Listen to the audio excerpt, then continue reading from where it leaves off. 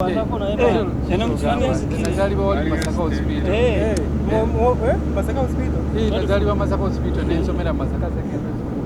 about the comments attributed to Gen Muhoozi, the CDF commander of the Defense Forces of the UPDF, especially the comment that says there will be no civilian leader take over from President Yoweri Museveni once he leaves. It will either be a military officer or a police officer. I've also seen it on social media circulated, but I have not personally talked to Muhoozi Kainerugaba. Yesterday it was an issue that came up in the parliament, and I did comment on this issue. As the Minister for Communication, I told the Parliament that there are formal ways through which public officers communicate. For instance, not every word that comes out from my mouth should be taken as a government communication. For instance, if I'm giving counseling to my children at home, will you say to the government which is counseling them? There is a formal way we communicate. If the CDF is communicating a policy position to Ugandans, there are formal ways of communicating. So casual conversations and casual talks should not be taken as government policy, as government communication. So if indeed he posted on his X, formerly Twitter, that comment, it should just be considered as just a casual comment that reflects probably his opinion or what, but not the official position of government, not the official position of the UPDF. If the UPDF is communicating, there are formal ways through which it communicates. And should Ugandans be worried? Absolutely not. I am not one of those Ugandans who are worried. Actually, I sleep in my house with my legs crossed, very comfortable, assured of tomorrow. Yes? Which side? Just hold on. Let me first clarify. The NRM government upholds the Constitution of Uganda. And indeed, it is the NRM that midwifed this Constitution. The Constitution says, for you to access positions of leadership, especially political leadership, you have to go through elections. And every 5 years, we have been conducting regular, free and fair elections. And that's how a president comes to be.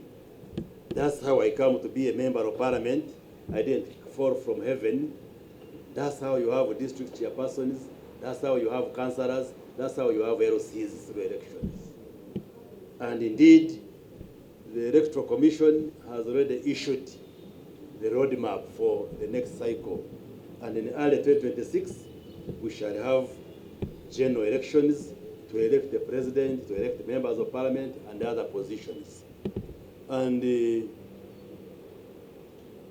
person who becomes the president is the person whom majority of Ugandans have voted. So that remains the position of government. That's the position of Uganda. Even you, a civilian young person, if you are interested in becoming president of Uganda, when time comes, you can go, get nominated, if you meet the requirements, and then if you are elected, you campaign, you go into elections, the Electoral Commission counts. If you get the majority, you will be announced the winner. So which side are you saying? You are saying because I'm on the other side. Which side? How many sides do we have? Are we a triangle which has 3? Are we a hexagon which has 6? So many sides. There is no other side. The only side that is there is the Constitution. You were saying I'm on the other side. What were you? I cut you short. What were you trying to say? Come again? through social media. No, respond to me. Respond to me. Why do you want to respond through social media when I am here? Okay, thank you so much for the opportunity. I'm just wondering if it was the opposition that had written that, whether we will have the same narrative today. Because often at times, some members of the public have been arrested just because of their utterances. Like who? Give an example. Honorable Minister, I'm sorry to cut you short, but because of time, I would request. No, I want to take her on. I want to take her on. You see, don't just get lost into this narrative of just what you pick from social media. Ugandans have freedom of speech and expression. And if we are going to arrest whoever Posts an offensive comment on social media, many of you would be in jail, or many of us, if I can say, because Ugandans post all sorts of things. We are abused, we are called names and so forth. The president is abused. Although we have a law on computer misuse, but we don't apply it and enforce it effectively the way it should be. If we were to enforce it, probably many Ugandans would be getting to jail. So it is not true to say that whoever posts a comment that is unpalatable or offensive, that we arrest that person. Although the law gives the state a right through that act, the Computer Misuse Act, to take action on people who misuse the computer.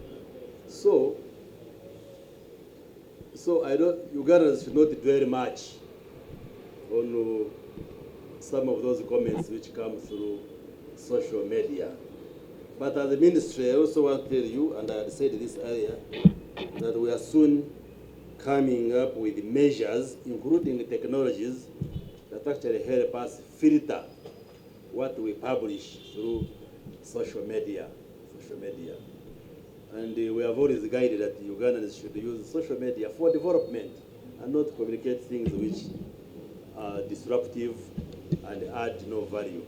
So those comments attributed to Gen Muhoozi are casual comments which should not really take much of our time. We shouldn't invest a lot of energy into them. What prevails is the constitution of Uganda, and you are getting it from government.